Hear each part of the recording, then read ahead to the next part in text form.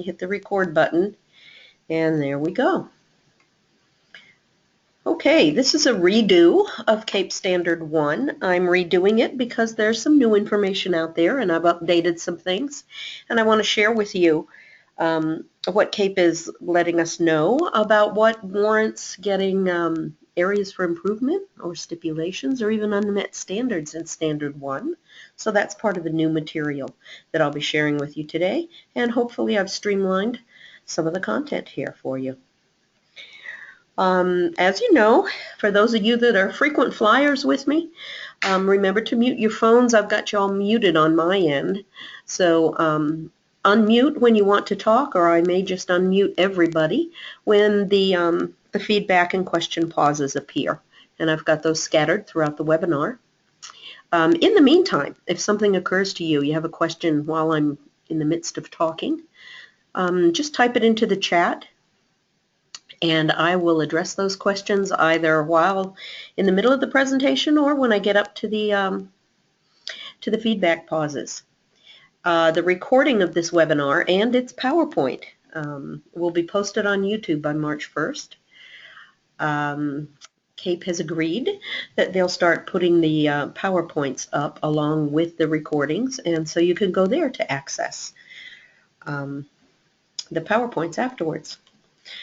So let's get going here. This is pretty much unchanged. We're going to provide some updated information on addressing CAEP Standard 1 and its components in your self-study. And I hope as a result of this webinar, you're going to be able to do a couple things. One is to identify the key points of Standard 1 and its components, list the kinds of evidence that CAEP recommends for each of those components, and then talk about or describe how that standard and its components are going to be evaluated by CAEP reviewers. I always start these presentations by a focus on the standard as a whole, because in the CAEP process, the components are used as a way for you to identify your evidence and focus that. But when you go to address the standard, you will not be talking about the individual components per se. What you're going to address is the language of the standard itself in a holistic way. And we'll return to that after we delve into each one of the components and their possible evidence sources. We'll cycle back to the language of the standard as a whole so that we can talk about how you might address that. So Standard 1 is basically focusing on the candidate's knowledge and skills. And what's intended here by CAEP is that candidates, or you're providing evidence to show that candidates are developing a deep understanding, that they can use their teaching practices flexibly, and then that they're advancing the learning of all students towards attainment of college and CareerReady standards. And that's a new piece that we'll be visiting when we get up to component 1.4. A new piece in the CAEP standards as opposed to the NCAEP standards or even the TEAC principles. And one thing that CAEP has made clear is that deep understanding is for you as EPPs to define and to demonstrate through your evidence. And we'll cycle back to that at the end. So I underscored deep understanding, I underscored using discipline-specific practices, and I underscored attaining these college and career-ready standards because all of those are in the language of the standard itself. So here I've broken it down to show you in the various components how those that particular language of the standard itself plays out in the components. And the first one, of course, is in CAEP Standard Component 1.1 that really talks about deep understanding of 4 categories that are in the INTAS standards. And those 4 categories are the learner and his or her learning, content, instructional practice, and professional responsibilities. Using discipline-specific practices really comes up in Component 1.2 that talks about candidates' knowledge and use of research and assessment evidence to measure, and this is important, both their students' progress as well as their own professional practice. And we'll dig into that a little deeper later. The next way in which discipline-specific practices plays out in the components is in 1.3, where the component is asking how candidates can apply their content and pedagogical knowledge through outcome assessments in response to specific other standards, whether those standards are your state standards or professional standards from your professional associations, such as national standards for teachers of English or national standards for mathematics, whatever. Component 1.4 is specific to this notion in the standard that attainment of college and career-ready standards is a very important part of CAEP Standard 1.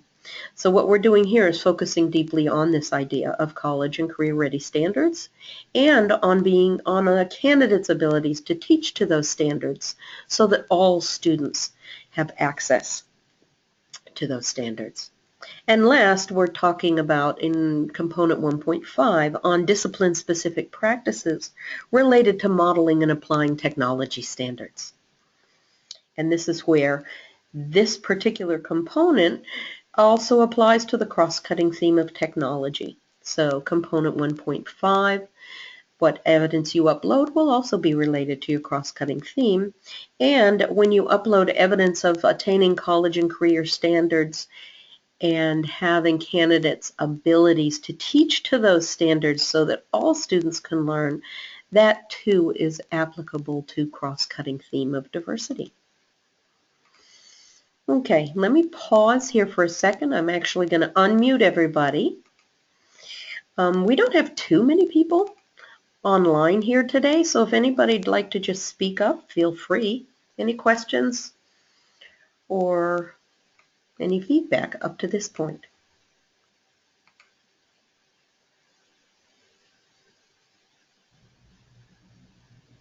Okay, hearing none. I did have something come up in the chat room that says that someone would like a recording of this meeting, and that recording, as I said, will be available on YouTube, and there is some information at the very end of the webinar on next steps about how to access that. And I think that's the only question that's come up so far. Okay, we're going to plow ahead then and dig into component 1.1. This is the one that talks about those in-task standards and some of the language that's had people a little confused about the meaning are demonstrating an understanding of the 10 in-task standards in the following categories. And CAEP has made it clear that it is not necessary to align with all 10 of the in-task standards as long as you're providing evidence of these 4 categories: learner and learning, content, instructional practice, and professional responsibility. The other question that has often come up is about this language of progression levels. And what CAEP is referring to here are the progression levels that are in the in-task standards related to beginning teacher proficiencies. Okay, that CAEP is not expecting that candidates at completion of their programs would be demonstrating mastery necessarily, but they should be demonstrating appropriate beginning teacher proficiency. So that's the appropriate proficient progression level to pay attention to. So overall, what you're going to ask yourself is, what evidence do you have that demonstrates proficiency of a beginning teacher in these 4 in-task categories? And in component 1.1, here's some of the kinds of evidence that site visitors are going to be looking for. Content knowledge, as well you know, demonstrated through state licensure tests. Conclusions from the program review options. As you know, you should check with your state to see which options are available to you if they have a partnership agreement. But the 3 options are your SPA reviews, Specialty Professional Associations, where you can submit a report to obtain national recognition, or the program review with feedback option, which is done directly through CAEP, or state program review. So those are the three options. And whatever conclusions have come out of the review of your programs related to content knowledge can certainly be submitted as evidence here under component 1.1.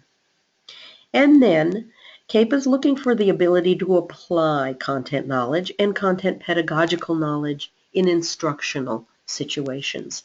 And so there's observation instruments that you would be using for observing teachers, or your beginning teachers, your candidates, as they're practicing in the schools, whether that's through a residency program, through an internship, through a student teaching component, whatever it is, where you have your college supervisors and in-school mentors working with your candidates on developing and demonstrating their skills.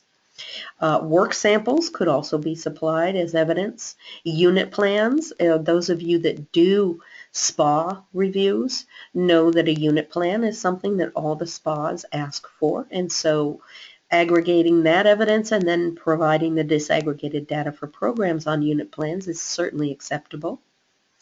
EdTPA or PPAT can also be submitted here, although there is some discussion that those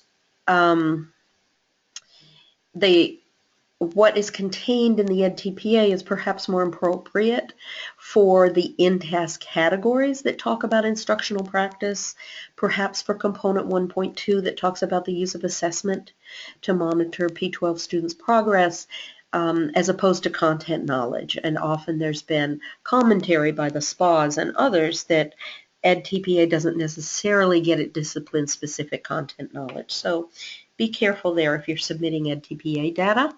But if you're looking at their ability to apply their knowledge in teaching, then some of that would be evident through EdTPA or PPAT.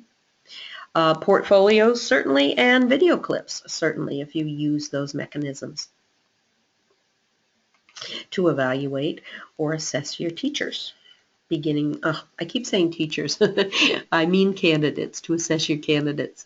I think of them as potential teachers, teacher candidates, let's say that.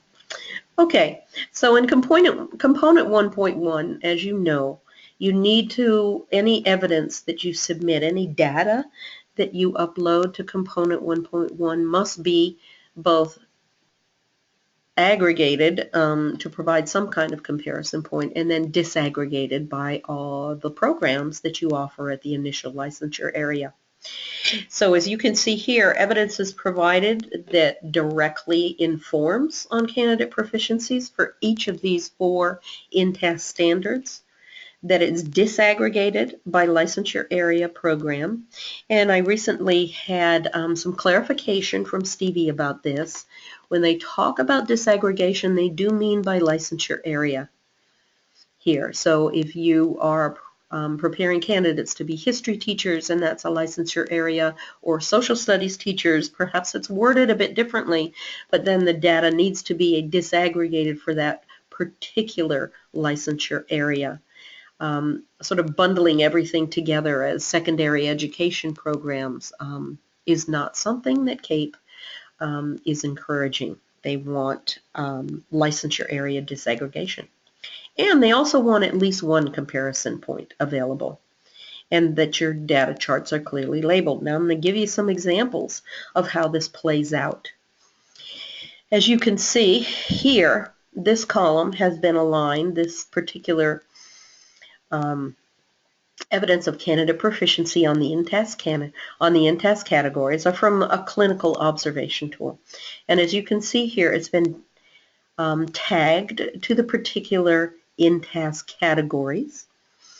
So the learner and learning tags to this observation item of developing learning experience that are appropriate for the grade level and that are connected to standards. Instructional practice is tagged to using discussion strategies to promote high-level thinking. And these particular observation items are coming right off the student teaching observation form that your supervisors or your cooperating teachers would be using to evaluate your candidates. Here, there's a comparison point because there's an EPP mean. It means across all of its programs, this is the mean. There are the numbers here. Here's the mean scores provided. Then it disaggregates. Here's elementary education, grades 1 through 6, and here's English education. And you will notice that there are 3 successive points of information, and we'll get to that a little bit deeper in a minute. But that is a requirement of CAEP, that there be 3 cycles or 3 years of data presented. Okay. I see somebody saying, oh, never mind, Deb, you just explained it. So I'm glad I explained it. So here's some more data chart conventions, things to keep in mind. You definitely need to include the N for the data set, broken out whether you're breaking it out by year or by semester, depending on your assessment tool. And we're going to go into that about the 3 cycles of data a little bit more. You can see it highlighted in red. For low enrollment programs, and low enrollment is considered under 10 graduates over a period of 3 years, you can aggregate data across 3 cycles. And you'll see in the next table that I present how that can be done. Okay, so a cycle is considered an independent collection of data using a particular assessment. So in some cases, it could be as long as 3 years. Let's say that you have small programs that only offer a course or a clinical experience just once a year, then it would be 3 years of data. And some data is required for a 3-year period. For example, your state licensure scores come out once a year, so you'll need 3 years, successive years of that data. However, 3 cycles could also be much shorter. It could be 3 semesters. For example, if you have courses that are offered every single semester, or you offer clinical practice in the fall as well as in the spring, then 3 cycles of data could be fall, spring, fall. Okay, let's look at the next comparison, some information on comparison points here. So that if you're presenting a mean for a class, let's say you're going to use GPAs as evidence of content knowledge, then you're going to present the mean for the class as a whole, and then the mean for the education majors that are in the same class. And I'll show you that in just a second in my example. If the data chart reports a mean, they also want to see a range. So although the mean could be 3.2, let's say, in a GPA, the range is from a 2.8 to a 3.4, for example. And if the data chart's reporting a percentage, let's say that you're using a rubric that has 4 levels to it, and you say, well, 75% of our candidates achieve a level 3 or above, CAEP wants to know how that breaks out. How many achieved at a level 1, how many at a level 2, how many specifically at level 3, and how many at level 4. Okay, so here's an example of the GPA disaggregated by program or licensure area. And you can see here for physics and for art that have 8 and 5 students respectively over a period of 3 years. This is how it's aggregated, okay? In that they're showing GPA and they're showing the mean of 3.3 and the range of 3.1 to 3.6. Okay, and they've just made that box go across all 3 because the N is so low, okay? Here, as you can see, there's still somewhat low N's, all right? There's an N of 9 and N of 12, but across 3 years, it's not 10 or fewer. So it has to be disaggregated and presented by each year. And as you can see, what we've done here is to show the mean GPA for teacher candidates in history, mathematics, physics, art, and the mean GPA for non-teacher candidates. And so in defining, one question that's come up is, well, how do you define the content area like this? And I think you have to look specifically at each one of your programs to say, these 5 courses, let's say, comprise the content area for a history teacher. Maybe it's the, undergraduate major that you could use the GPA as an example of what's the GPA of undergraduate majors who are history majors versus the undergraduate GPA of education students who are also history majors or mathematics. So I hope that's clear. Low enrolled programs are aggregated for 3 cycles, and a range is reported here. Let's go to the next slide. So for all components in Standard 1, there are data chart conventions for proprietary assessments, and that is that they want to be able to see what the benchmark score of minimal competency is, and possible other points, such as a national mean score for a content area. So let's take a peek at what that looks like in a chart. Here's another example of the state licensure exams. How many students took them during what period of years, okay? What the qualifying score was, they had to achieve at least a 160. What was the mean score for the candidates? For those 35 candidates in 2011-2012, it was 172. What was a national comparison? Okay, perhaps this is Praxis, and the national median for that year was 177.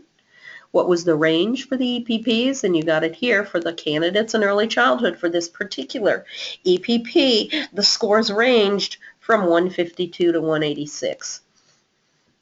Okay, and yet there was a 100% pass rate. Okay, so perhaps that's at second. Eventually the student who got the 152 eventually passed the exam. I'm not sure. Maybe that should be a little higher right here in terms of the range, okay, in order to show a 100% pass rate. But I think it's on 2 or more administrations of the exam. Okay, so this is the kind of benchmarking and comparison points that CAEP would be expecting for any proprietary assessments, whether that's Praxis or your own state-specific licensure scores.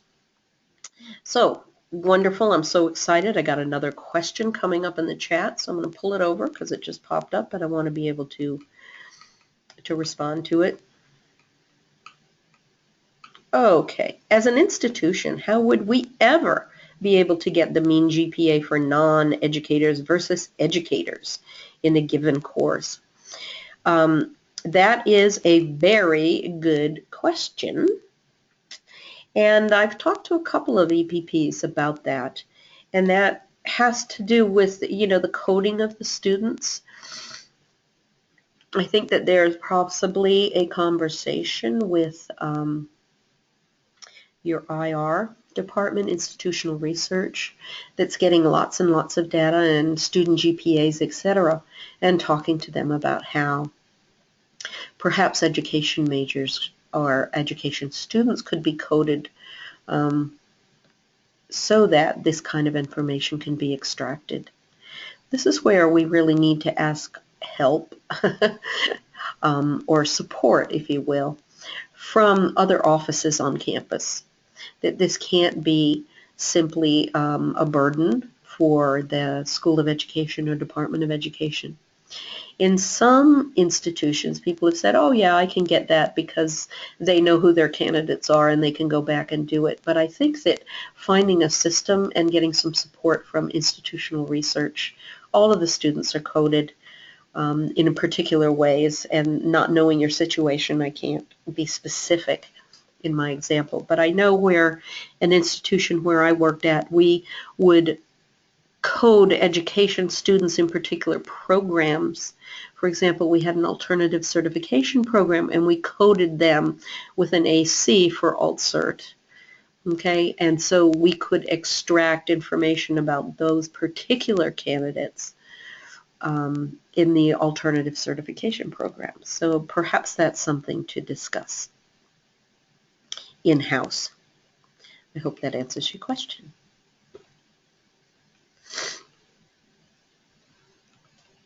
I haven't dropped off the screen here. I'm trying to get it to move on. Okay. So overall, across all the components here, there's some pretty standard questions that the CAEP reviewers are going to be asking about the evidence. So whether we're talking about 1.1 or 1.6, 1.5, there isn't a 1.6 or 1.5, whatever component we're talking about, these are the kinds of questions that they're going to be asking of the evidence that are in those components. Do they measure what they're intended to measure? So is there content knowledge measurements, assessments in there in data? And is it focused on their content knowledge? Is it focused on their pedagogical content knowledge? Do they measure the preponderance of what's specified in the component? So remember when we dug into this particular component 1.1, we looked at the 4 in-task categories at appropriate progression levels. So what the reviewers are going to look at when they're looking at 1.1 is, do we have information on all 4 of these categories of in-task? Because that is the bulk of what's in component 1.1. If you're submitting evidence from assessment tools that you've created in-house, they're EPP-created assessments, then they're going to want to see that these assessments have been evaluated, at least at the adequate level. And so what I want to do here is pull up our new CAEP assessment rubric. I believe this is available online. And I'm referring to the sufficient level right here. So whatever EPP assessment data that you submit, you'll also be submitting your assessment tool. And the reviewers will be looking to ensure that that tool is at the adequate level. Because CAEP's belief here is that if the tools that we're using are not strong, then how can our data be strong? So this is where CAEP will be looking for this information right here. And at another point, perhaps we'll delve into this new assessment rubric to look at what it says. But what you're going to be wanting to spend some time on is that sufficient level to make sure that you have your assessments in order. Then the reviewers will be digging into your data a little bit, seeing if they can come up with the same kinds of conclusions that you have reported in your self-study. And so that's what an audit check is referring to here on this next bullet. Does an audit check of the data indicate the data are accurately recorded and reported?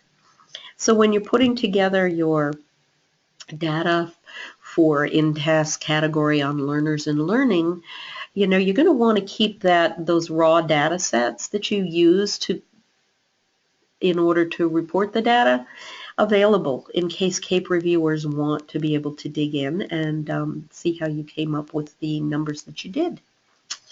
They're going to be looking to see if data chart conventions are used, that you do have your comparison points, and that the charts are labeled, that you have an N in there, that there are the means and the ranges or the percentage levels reported, and that data is disaggregated by program or licensure area. I use the terms program and licensure interchangeably here, and yet people have made it clear to me that they might, for example, have secondary education programs, okay, or a program in secondary education that includes a variety of licensure areas. So I'm going to try to underscore that CAEP does mean licensure area in terms of reporting of data. And I'm going to pause again to see if there are any questions. And I'll unmute everybody. We still don't have a huge crowd. We got a good number of people here. But feel free to speak up if you have a question, and I'll check the chat room one more time.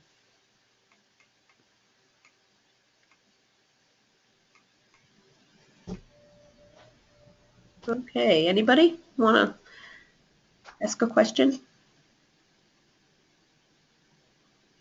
All right. It's 5:30. I'm going to go back and mute everybody. It's 5:30, and we've still got quite a few components to go through, but 1.1 is the component that I spend a bit more time and attention on because of the data chart conventions. So let's move on here. Component 1.2. This is the component that really focuses on using research and assessment evidence to measure two things: their P12 students' progress as well as their own professional practice. So what you're looking for here, where you might have perhaps included in instructional practice in the earlier component, some information about candidates' use of assessment, to monitor their P12 students' progress, and you may have included evidence in component 1.1 of candidates' use of research to inform their own professional practice as a part of the category on professional responsibility. Here is where you could use that same evidence sources and tag it to this particular component that's asking specifically about using research and assessment evidence in two ways. So that's why here you don't see evidence items or the kinds of evidence that site visitors are looking for that are all that much different from what was already presented in component 1.1. They're looking for work samples. They're looking for lesson or unit plans. They're looking for items on your clinical observation instruments. And certainly here, I think it's where EdTPA or PPAT are particularly strong on assessing students and differentiating instruction to meet students' needs. And so that's all appropriate to submit here under component 1.2.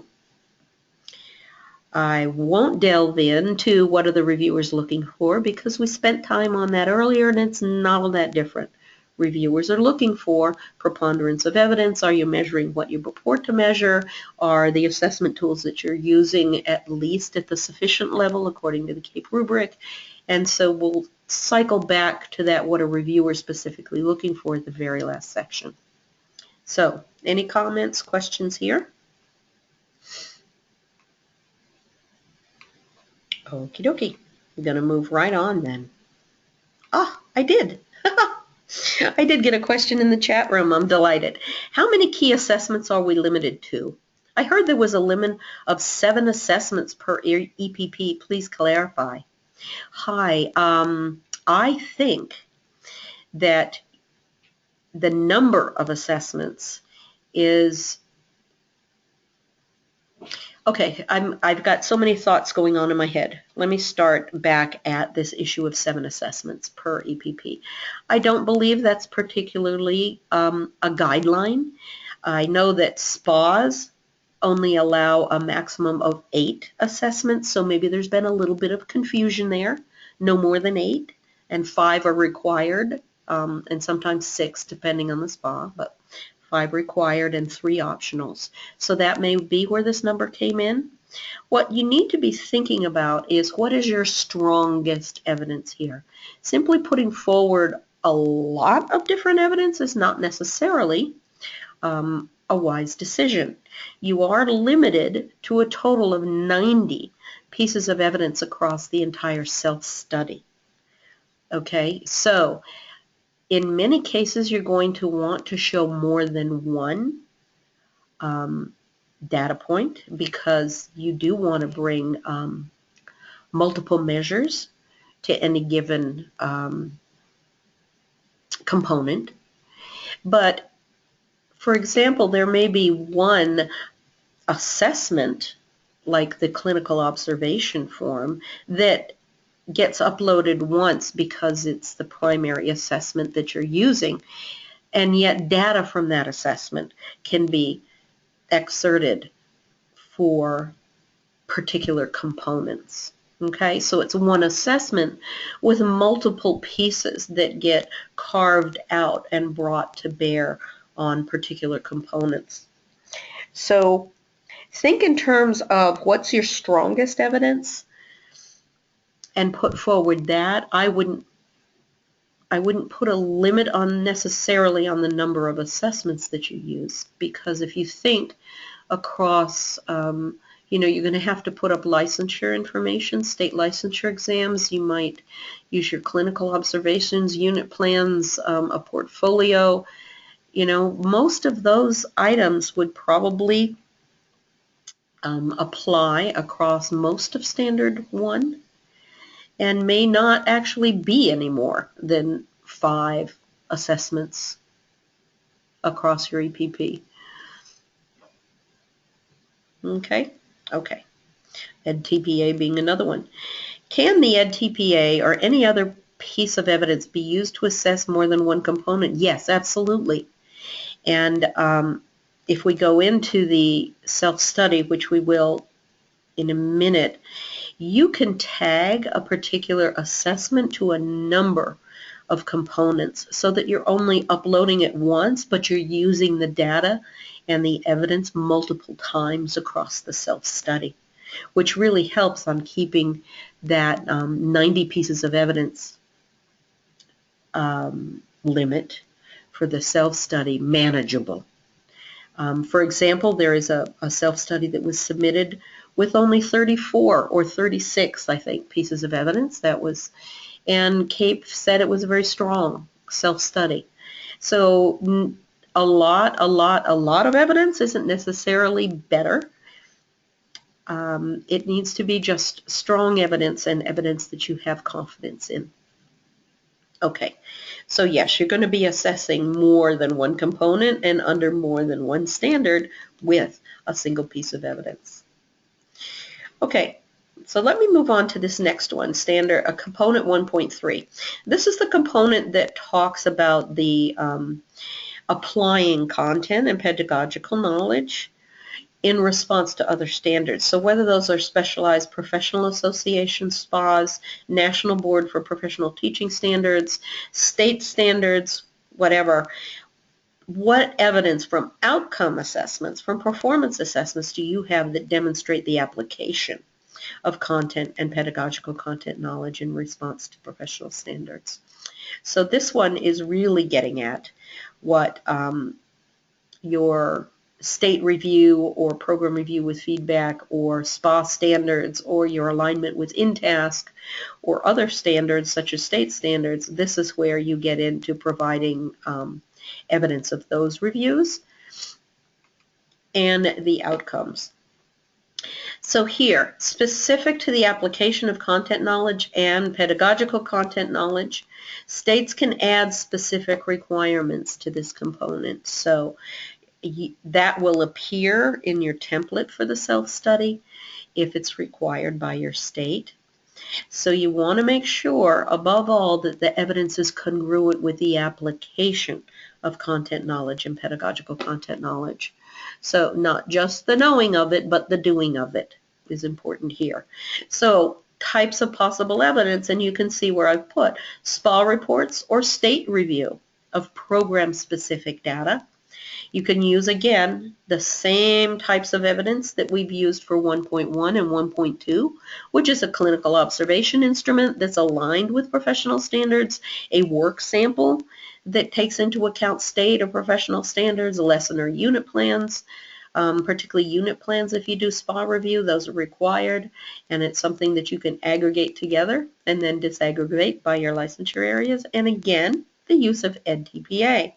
So you can already see where EdTPA has been mentioned as a possible evidence source in component 1.1, 1.2, 1.3, and it just underscores how you can use that particular instrument or assessment results from that instrument across a number of components as well as a number of standards. Go back here. A question specific to state SPA or feedback option are answered with specific references to those reports or data. So these, what are reviewers for that are going to look for specific to component 1.3, and it has to do with this state SPA or feedback option. And what I've done here is that I've gone right into the self-study report template that's available for selected improvement and transformation initiatives to the exact page where you report on what are the outcomes. Okay, so you can see here under specialty licensure area data, you check off whether it's CAEP review with national recognition, SPA, if it's program review with feedback, or state program review, and you will be answering specific questions based, and you can see it right here, based on an analysis of disaggregated data. You know, how are the results been used to inform decision making and improvements? So these are the questions that CAEP is referring to when it says questions specific to state, SPA, or feedback option. So the reviewers are going to be looking to see that you've responded to those questions in your self-study. particular to get a sense of the evidence that was put into component 1.3. Okay, any more questions? Getting some good questions in the chat room. I really appreciate that.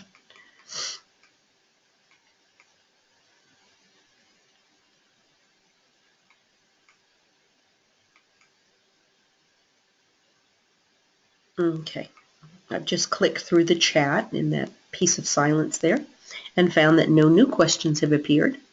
So let's go on and go into 1.4. This is the one that's particularly related to college and career ready standards, and also related to teaching to all students so that all students have access to rigorous standards. So what you're doing here is thinking about any evidence you can bring to bear that demonstrates skills in teaching to college and career ready standards, and that your candidates have a commitment to access for all students. But it goes beyond commitment here, because what we're really looking for is, or what CAEP is really looking for here, is evidence that candidates can teach to rigorous standards for student learning, and that they can make those standards accessible so that all students in their classrooms can have access to those standards. And so it's about differentiating instruction. And here we'll dig in a little bit on that. The evidence, the kind of evidence that CAEP reviewers are going to be looking for are plans or assignments or observational data that demonstrate these candidate skills. Deep content knowledge in the college and career ready standards. Do they know what the standards are for the discipline or the licensure area in which they're teaching, being prepared to teach? Can they elicit P12 student application of their knowledge to solve problems and think critically? And some of this is about the 21st century skills that all students need. And it's teaching to higher levels of performance so that it's not simply a knowledge based kind of teaching where students are given information, but rather applying that information to solve problems, to think critically about areas that they're learning. There's the differentiation of instruction. If you can demonstrate how your candidates are capable of differentiating instruction, and their ability to identify and interpret assessments to match these P12 college and career ready goals and objectives. Here again, on this ability to identify and interpret assessments, this is something that you may have already accessed and pointed to when you addressed component 1.2, when you uploaded data and evidence related to your candidate's ability to use research and assessment evidence. Then you could simply just re-tag it for component 1.4 so that it appears as a data source when the reviewers are looking at this particular component. Evidence in general, and CAEP is looking for anything else that you might bring to bear to show that candidates are prepared to teach diverse students, that they're prepared to teach them effectively through differentiating instruction, and using multiple strategies and data in instructional decision making. So this is really a complex component to begin to look across your 5 to 7 to 20 assessments and say, what's the most powerful evidence I can bring to bear to show that my candidates can teach diverse students and that they're effective at that teaching because they can differentiate instruction and use data. So this is evidence that for component 1.4 that the site visitors would look for. At least through 2017, CAEP is going to be accepting plans. And what that means is, let's say, for example, you haven't, previous to this CAEP component, really embedded candidates' knowledge and understanding of college and career-ready standards or the ability to teach to those standards in your assessments. So you really don't have assessment evidence to bring to bear in this component, then you can submit a plan for what you intend, how you intend to gather that information. So through 2017, plans will be acceptable. And at another point, you can look on the CAEP website for their guidelines regarding plans to see what you would need to develop if you don't have evidence already. Plans can include curriculum changes that you're going to make to include teaching to college and career standards, or documentation of inclusion in coursework or key assignments of their knowledge and teaching to college and career standards. So either curriculum changes or assessment changes related to college and career-ready standards. In these plans or assessments or observation proficiencies, these are the 4 items that they're really looking to see included in those. Is that deep content knowledge of the college and career-ready standards, requiring students, the P12 students, to apply knowledge in higher level ways. The ability to differentiate, and here they're looking at least 2 different needs, whether those are differentiating instruction for English language learners, for urban or versus rural, for low or high performing students. So some kind of differentiation for different student needs is expected. And are they participating in clinical experiences in which these college and career-ready standards are a foundation for instruction? So that's something that you might be targeting as well as you address component 2.3, which deals with your clinical experiences.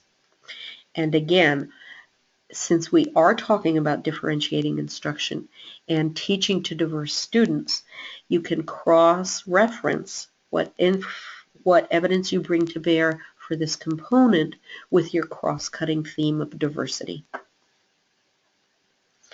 All right, brief pause here.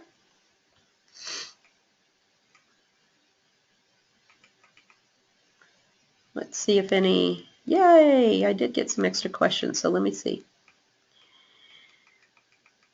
Okay, let me get to this new question. I've mentioned EdTPA and PPAT frequently as sources of data and evidence. Is one more beneficial in this process than the other? No. Nope. And have I noticed a preference for one over the other? I think that EdTPA has been mandated in a number of states. I'm not sure that PPAT is. So EdTPA may have gotten a little bit more traction in some states. I know it's required in New York State as a licensure test. And so that may have a little more traction than PPAT, which came out a little later, I think, than EdTPA did. And so that may have a little more traction, but I have not heard that there is any preference for one over the other unless it's at a statewide level where they're mandating one or the other. Okay, and that was my only question. Okay, going to move forward to the very last component, and then we're going to talk about the standard as a whole. We've got about 11 minutes left, and I think we've got about 11 minutes more of content here to cover. Should work out well. Okay, this is the technology component, if you want to think of it that way. What they're looking for here is that candidates are modeling and applying technology standards. And notice, to engage students, improve learning, and enrich their own professional practice. So what you're looking for is, look, what kind of evidence can I bring to bear that our candidates model and apply technology skills to enhance the learning of their students and themselves? Some of what CAEP has put out there in terms of evidence that site visitors might find is evidence related to the candidate's facility at employing technology when they're designing their lessons, when they're implementing their lessons, when they're assessing the learning experiences of students. So there's sort of 3 dimensions there. Not that each dimension will be drilled into, but think that as you're looking at technology standards, whether those are ISTE standards or another set of standards that perhaps your state offers, I know Maryland has a set of technology standards. That's why I say perhaps your state offers technology standards that they expect to be met. Then you're going to look to put that evidence in here of how candidates use technology to design lessons, to implement their lessons, and to assess their students' learning. Evidence specific to technology, in which at least 3 of these 4 categories are addressed and assessed. And there's an interesting point of controversy here. CAEP is looking to see that candidates are accessing databases, digital media, and tools to help improve their students' learning, that they know why and how to help students access information, and how to assess quality content, how they're looking at their ability to design and facilitate digital learning, mentoring, collaboration, using social networks, and the use of technology to track, share, and evaluate student learning. So as you're thinking about design, implementation, assessment, also think in terms of these 4 categories of ways that candidates interact with technology and what you could bring to bear. Now, I say it's a point of controversy because some folks have said this feels a lot like doing to rather than using technology with candidates, and yet I think CAEP's intention here in terms of the ability to facilitate learning through digital or technology-based platforms is the intention of this is a collaborative piece, and not to say that it's exclusive, intended to impart technology or do technology on P12 learners, but rather to engage them with technology. Remember that on component 1.4, it talked a lot about candidates' abilities to facilitate learning with students on college and career-ready standards, and I think that these 2 components can inform each other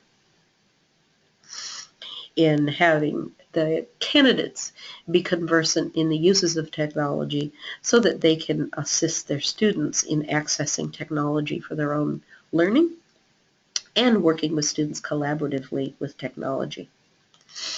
So let me go on to our next slide here. There we go. That was it, actually. That's what CAEP reviewers are looking for. Let me pull this question over here because we're going to get into the actual whole standard and revisit that again. And this is where I'm going to share with you the areas for improvement, the stipulations, and what might qualify as an unmet standard in Standard 1.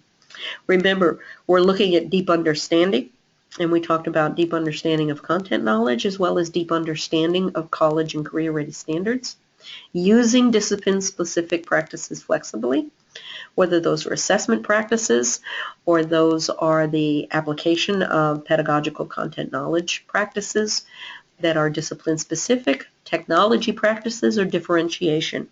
All of those have to do with using practices flexibly. And we're trying to ensure that all students attain college and career-ready standards. When you do your self-study, you'll be uploading evidence, assessment tools, data into the components, but you won't speak about or analyze the data that you've uploaded until you talk about the standard as a whole, and that's in the holistic statement. I'm going to pull up here again our self-study report. And if we go into CAEP Standard 1, you'll see where, and this is a sort of a test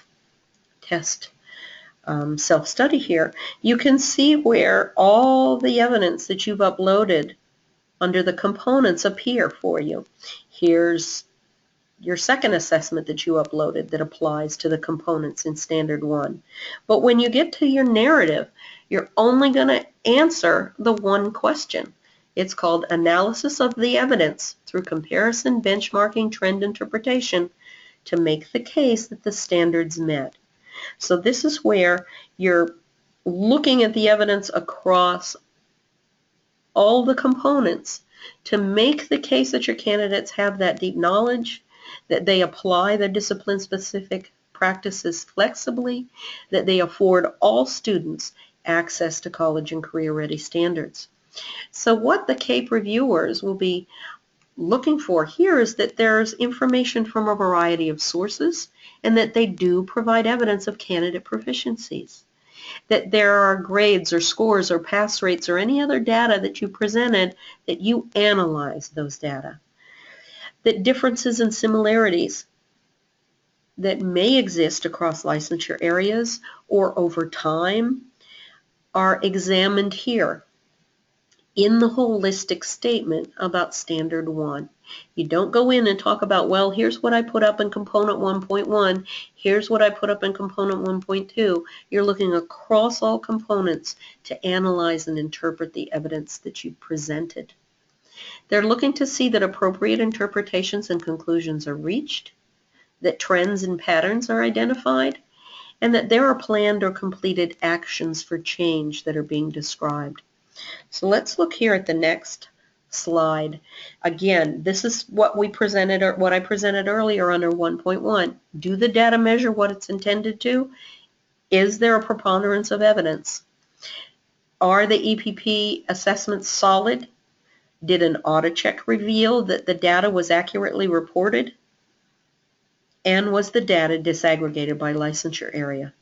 Because here you're going to find where there might be areas for improvement assigned in Standard 1. Because licensure and test scores are not in the upper half. So if you've got licensure scores that are below 50%, that could be the basis for an area for improvement.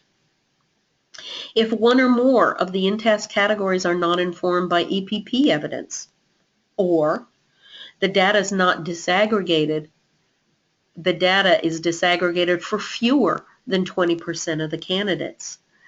So they want to see EPP evidence, whether those are your clinical observation tools or their unit plans or whatever. Be sure to include those sources of evidence when you're uploading them into the component 1.1 at least, because an area for improvement could be assigned here that says that not all 4 of the in-task categories have been informed by EPP data or evidence, and that fewer than 20% of the candidates were represented in the disaggregation of data. Okay? If you only provide state licensure exams as evidence, so again, that relates to the former one. You need to have some information that's being gathered internally. Interpretation of the evidence is not well grounded, or there isn't a significant analysis of data. Here's where, when you write your holistic statement for Standard 1, you're going to want to spend your time and attention, is on the analysis and the interpretation of the data that you presented. You can get an area for improvement if they find that those EPP created assessments have significant deficiencies. There may be an area for improvement assigned, or if the site visitors during their audit check revealed that there were some inaccuracies in reporting the data, there may well be an area for improvement assigned. Now, a stipulation is for NCAEP, former NCAEP folks. A stipulation is a really, really important area for improvement. So now when you get your reports, you'll see areas for improvement, which you can think of as weaknesses. Those are the weaknesses in the old, for former TAC folks. Weaknesses are now areas for improvement. And stipulations are for areas of improvement that of a higher degree of magnitude. So, for example, you would get a stipulation assigned if data is not disaggregated by licensure area. If there's no evidence and no plan on those college and career-ready standards, levels of instruction. If there's no evidence that the data has been considered for improvement purposes if there have been no efforts or steps to ensure data quality or the validity of the data that you're presenting. Stipulations can lead to a failed standard, and you'll see how standard 1 may be found unmet.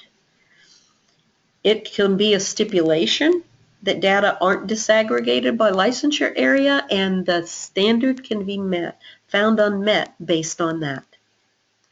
That the average performance of completing cohort is in the bottom quarter of licensure exams, and that you don't have a plan for raising those scores in the coming years. So if you're showing candidates at 18% pass rates, or their mean score is in the below the 25th percentile, then you need to have a plan for how you're going to raise those scores. If not, it could well be that standard 1 can be found unmet. If your EPP instruments assessments are rated low, they're not at that CAEP sufficient level. Remember, we looked at this right here.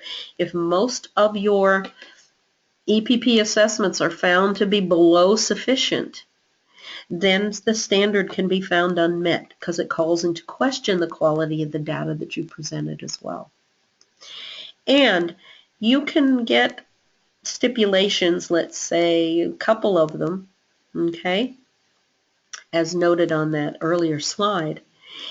And if there are 2 or more, the standard is likely to be unmet. For example, this whole piece about data not disaggregated by program area, if there's no plan about college and career-ready standards, if there's no evidence of considering your data for improvement, and if the data quality or validity is off, then it can be that your standard would be found unmet. I'm going to pause here for final questions. I do have some next steps that I'll put up, but I want to check the chat room to see if any of what I just shared on areas for improvement or stipulations have some questions. Okay, I do see another question that talks about how many characters is allowed in the self-study report for the analysis of evidence.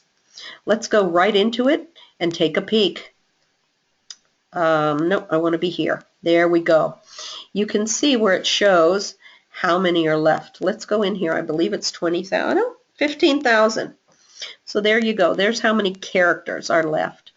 I had typed in HMMMM data show that. Okay, the counter will continue to go down until you've used up 15,000 characters. Remember, it's characters, not words.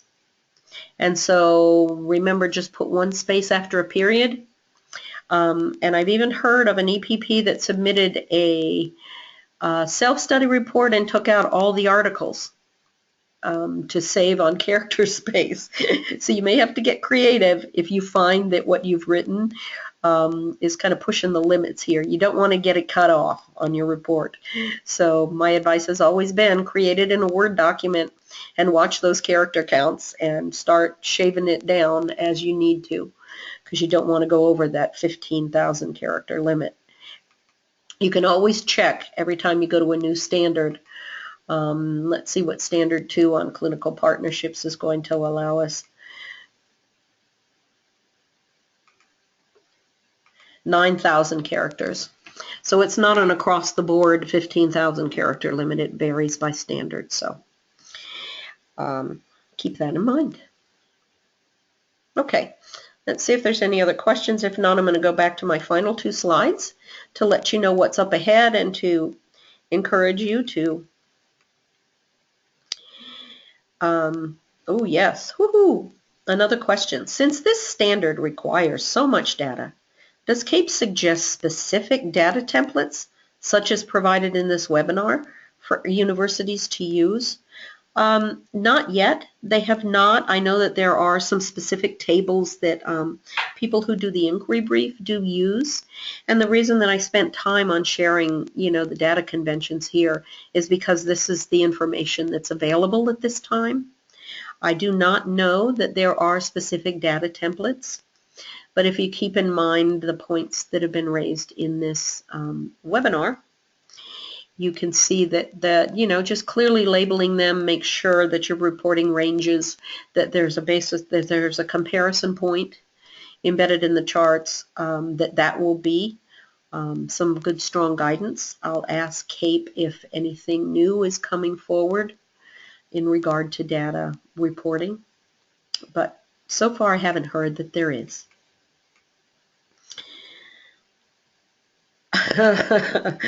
Thank you, Susan. Susan wrote a very nice comment there for me. Okay, here's some recommendations that I have. If you haven't signed up for the CAEP updates, you definitely need to do that. CAEP updates come out on Tuesdays every week, and if you're not signed up to receive those, they generally tell you if there's any new documents online. They will clarify, for example, when the latest update that came out today, comes out every Tuesday, reiterated whether or not you have to include advanced standards in your self-study. There was a link to the advanced program recommendations that had been before the board, and you should take a peek at those. So the CAEP updates are very handy to have. If you haven't received one of those, you could email Zachary Everett at capenet.org and start getting on the list. Nominate yourself to be a site visitor, to be an assessment reviewer or a CAEP committee member. The nominations are up and it's open. It closes on March 18th, so there's still time to nominate yourself. And there's nothing more revealing than to go through that CAEP training as a site visitor or an assessment reviewer, and then be sent instruments to review as an assessment reviewer, or be sent on site visits to really understanding what all goes into this, and all of it being great professional development to take back to your own EPP. You can look for updates on guidance documents under the CAEP website under accreditation and accreditation resources. New information is put up there when it becomes available. And on the CAEP's YouTube channel, here's the address, youtube.com/user/CAEPnet. That's where they're going to be archiving all the webinars from this point forward. And last but not least, these are the webinars that are coming up. There's one each month so far. We're going to march through Standard 2, 3, 4, and 5 between now and May. And there's one a month, usually in the last week of the month. The 5 p.m. time is something that we've kind of stuck to this time around, but I'm considering making it a little bit earlier, and I will include that question on a survey that's going to be sent to you. The feedback survey will be sent via email by February 1st, which is good to know, which means we're already a month late. Actually, March 1st, I first gave this Standard 1 webinar in January, and there was only one person that had heard about it and who attended. So this is a redo of the Standard 1, and we'll do Standard 2 a little bit later this week. Okay, so let's see. Someone asking to email a PowerPoint and totally want to participate in site visitor training. I absolutely recommend that. It's so helpful. And you get to see it from the perspective of what a reviewer is going to be looking for. A lot of the information I've included in my webinars from the site visitor training, but there's nothing like sitting there and looking at pieces of evidence through those eyes as a reviewer. So I encourage you to do that. Thank you, everybody. I don't have anything else. I don't think there's a single other slide available. There isn't. And so I thank you all for being here and for participating. And I look forward to seeing you for the Standard 2 webinar that'll be on Thursday. If you have the time and the will and the attention span, I'll look forward to that. Okie dokie, everybody. Thank you. And I'm going to stop recording now. See you later. See you next time. You can always email me if you have questions or comments at deb.eldridge@gmail.com. Bye, everybody.